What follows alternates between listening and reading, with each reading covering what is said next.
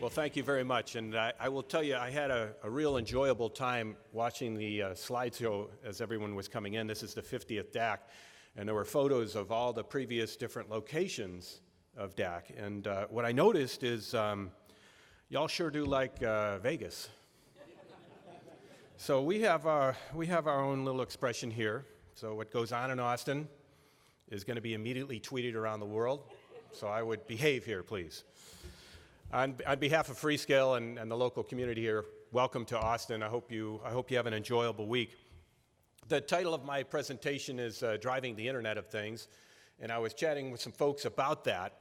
And phrases like connected intelligence, ubiquitous computing, machine-to-machine communication kept coming up, as a theme here. And I was thinking to myself, that's kind of like the Matrix, which didn't end all that well for humans, if you remember. So I thought, we need to show a more positive side of what the Internet of Things can be. So the folks at Freescale put together a little video for us, and I'd like to show that video.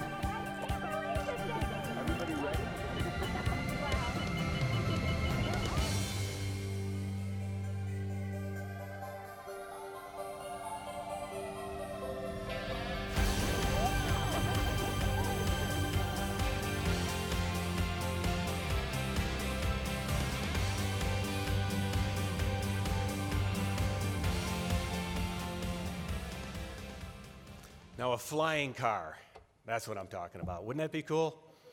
Might be a bit of a stretch, but I think the Internet of Things is not. In fact, it's happening today. And it's kind of crept up on us. It wasn't a big grand strategy. It's just begun to happen, and it's evolving at a very, very rapid pace. In fact, in 2010, the number of connected devices to the Internet already exceeded the number of humans. And it's predicted over the next 4 or 5 years or so that number is going to be maybe up to 50 billion connected devices. 50 billion connected devices just in the next 5 or so years. It's amazing. Some people are actually saying this is an understatement of what's probably going to happen. Who knows? There are a lot of practical implications associated with this growth. The networking infrastructure implications alone are pretty phenomenal. And for our industry, as normal, this presents both challenges and great opportunity for us. If the Internet is to reach everywhere, then embedded processing solutions are going to need to get a whole heck of a lot smaller. There just won't be enough space in some of these systems for the standard approach. As an example, Freescale introduced the world's smallest ARM-based 32-bit microcontroller. This kind of ant-sized device, or microcontroller, is moving us closer to the concept of kind of digital dust. where tiny, smart sensing devices surround us, gathering data that feeds the internet and, of course, the Internet of Things. In fact, the inspiration for this Kinetis microcontroller came from one of our customers. It was a customer request to develop a wireless device that was small enough to fit inside a pill that could be swallowed. It needed to be cost-effective enough as well, and it needed to be small and cost-effective to become as ubiquitous as a standard pill. Now, this obviously has the potential for significantly less invasive diagnostics for humans and provides high-quality video, basically giving us the inner workings of the human body. This, of course, helps with pinpointing problems in the body and helping people recover from diseases and so forth a lot faster than they normally would. These devices are also helping enable new markets, brand new markets. Smart home energy, I think, is one really good example. Utilities are deploying smart meters to monitor electricity consumption and improve distribution that meets the demand. These are integrating with home hub gateways that can help manage climate control, lighting, major appliances, and security systems empowered by and connected with intelligence. These systems are aware of your patterns and will adjust themselves accordingly. They make life more efficient. They make your surroundings more enjoyable. It's not a stretch that pretty soon we'll have the day when, as you leave work, your home systems will know you're on the way home. It'll cool down the billiard room, put on some tunes, and crack open a cold one for you. Maybe not that last one, but the first two are certainly already within the realm of reason. And I think the automotive industry possibly has the most dramatic example of utilizing this kind of shifting technology and this change towards the Internet of Things. We're really reaching a point where cars aren't really thought of as mechanical things. They're sort of electronic things more and more these days. In fact, some cars have over 100 microcontrollers just in a single car. In some respects, it's the ultimate mobile device. Electronics make cars greener, safer, more comfortable, more connected. Infotainment systems are keeping vehicles always connected, and the industry is rapidly developing vehicle-to-vehicle communication.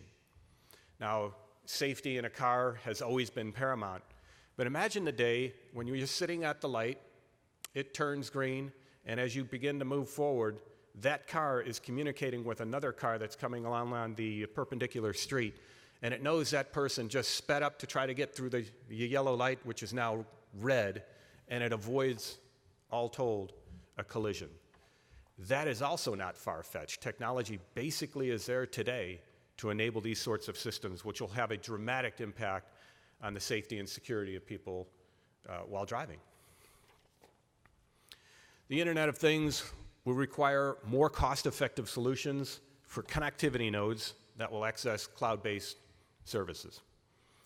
The delivery of Internet services, which are, as you know, primarily wireless these days, will continue to change and evolve. There will be multiple delivery vehicles, from large base stations to picocells. The so-called insatiable desire for bandwidth hasn't stopped, and it's not going to stop. It's going to continue to explode, and new solutions are being worked on as we speak. All of these solutions will be smaller, more energy efficient, smarter, and interconnected. So let's explore some of the design and engineering challenges that are being presented by this Internet of Things. What are the implications when so many devices become smart and connected, collecting and sharing data in real time with electronic systems all around them? What will become the more dominant themes as customers begin to re-architect their solutions for the connected world of today and tomorrow? Well, one of the primary challenges the engineering community is going to have is the increasing performance while reducing energy consumption. Half of the energy, by some calculations, half of the energy consumed in data centers is used for cooling the heat generated by the data center itself. So just to repeat on that, half of the energy consumed by data centers is for cooling the heat generated by the data center itself. And of course, there's electronics in that cooling system, and electronics are also generating heat. Sort of like a Penrose staircase from the movie Inception, don't you think? With a car, it's actually even worse. By some estimations, with the internal combustion engine, only 13% of the fuel burned moves the car forward. The rest of it does other stuff, but it doesn't actually move the car forward.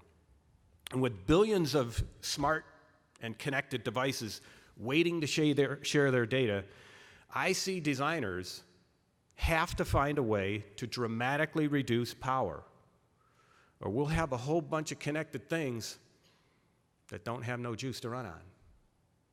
And that's not going to be very beneficial. Renewable energy has become even more important, as many of you probably all know, and driving significantly more efficiency out of these types of power systems is really key.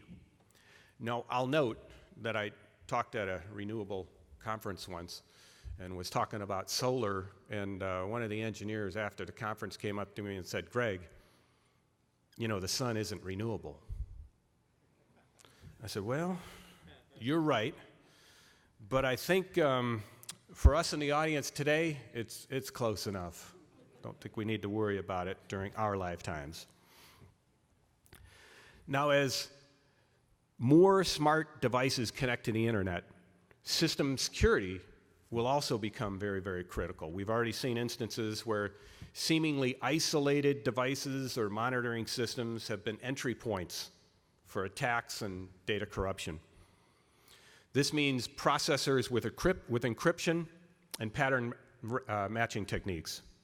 It means redundant, hack-proof security so that the connected world is also a secure world. The days of simple software bolt-ons, I think, are gone. And security will need to be embedded deep in the systems, embedded at the hardware level, and embedded in the ICs themselves. So what's this all mean for a lot of you in this room? The increasing complexity of next-generation processors is advancing faster than EDA tools are. And Wally kind of showed that a little bit there, the productivity. As technology nodes continue to shrink, the IC design principle that side-by-side devices perform identically continues to erode.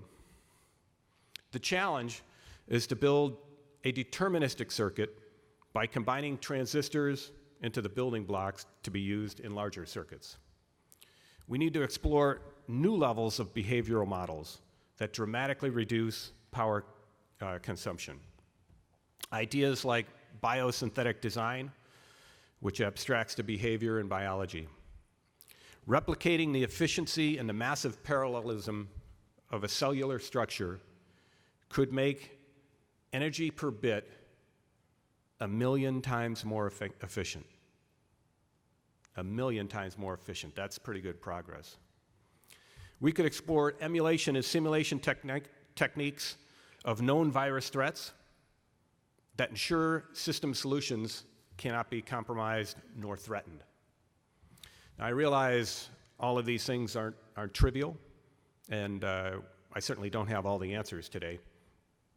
But I and the rest of the industry are counting on people in this room, the folks of you that have come to DAC, to rise to these challenges and come up with solutions that will move our industry forward. Now, as one of the only semiconductor suppliers with sort of an end-to-end view, with processing solutions from the edge, sensing nodes all the way to the core networks and the data centers, we at Freescale have a unique perspective on understanding the Internet of Things, and we see it as just a wonderful opportunity for us. Working with our customers and with all of you as leaders in EADA, we hopefully can work together and address some of these issues that I talked about today. Together, we can unlock the potential of the Internet of Things. I really hope you have an enjoyable time here in Austin. I didn't realize it was the first time y'all come back. You've been to Austin, but hopefully it won't be every 50 years. But I hope you do have an enjoyable time. Really looking forward to interfacing with you, and I'd like to thank you for inviting us to be with you today. Thank you.